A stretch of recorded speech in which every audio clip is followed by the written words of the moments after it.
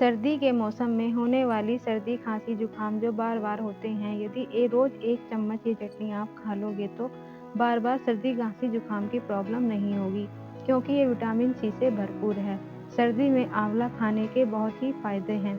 तो यहाँ मैंने ले लिए हैं 5 आंवला, लहसुन और 2 सूखी लाल मिर्च और 2 कटी हरी मिर्च। इनको मैंने 2 हिस्सों में काट लिया है।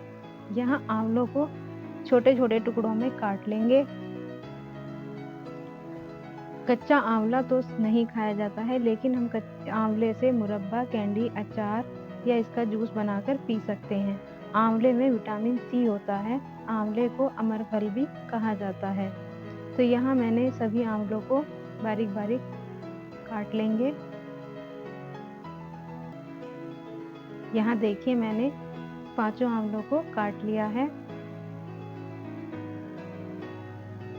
अब यहाँ मैंने एक कढ़ाई रखी है, गैस ऑन कर लेंगे। कढ़ाई में डालेंगे सरसों का तेल। तेल गर्म हो गया है। अब हम इसमें डालेंगे साबुत धनिया। 1 चम्मच साबुत धनिया डाला है और आधा चम्मच जीरा डाला है। इनको भून लेंगे। भूनने के बाद हम इसमें थोड़ी सी हींग डालेंगे।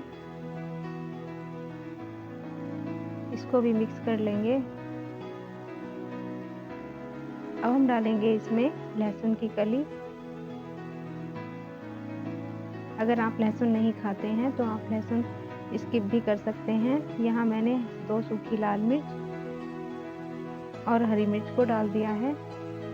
यदि आप कम तीखा पसंद करते हैं तो आप लाल मिर्च को अवॉइड कर सकते हैं।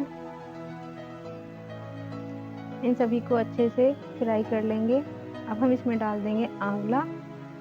जो हमने बारीक काट के आंवला रखा है, इसको इसमें डाल देंगे। इसको भी अच्छे से इसमें मिक्स कर लेंगे। अब इसमें डाल देंगे नमक। नमक आप अपने स्वाद के अनुसार डाल सकते हैं। अब इसको ढककर 5 मिनट के लिए पकने देंगे। यहाँ 5 मिनट हो चुकी हैं। अब हम इस मसाले को निकालकर ठंडा कर लेंगे। अब इसे ठंडा कर लेंगे। यहाँ देखिए आंवला ठंडा हो चुका है। अब हम एक मिक्सी का जार लेंगे और सभी को एक मिक्सी के जार में डाल देंगे।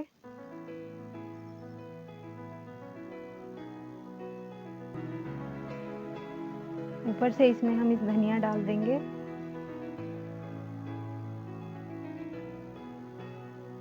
इसमें थोड़ा सा पानी भी डाल देंगे। जिस हिसाब से आपको पतली गाढ़ी चटनी बनानी है, उस हिसाब से आप पानी डाल सकते हैं। ढक्कन लगाकर इसका एक पेस्ट बना लेंगे। तो ये देखिए हमारी आंवले की चटनी बनकर तैयार है। आप डेली इसे रोज़ 1 चम्मच खाएंगे तो आप सर्दी खांसी की प्रॉब्लम से बचे रहेंगे। तो ये देखिए चटनी हमारी बनकर तैयार है। अगर आपको ये मेरी रेसिपी पसंद आई हो तो प्लीज़ मेरी वीडियो को लाइक करें, शेयर करें, कमेंट करें। मिलते हैं अगली वीडियो में। तब तक के लिए जय माता।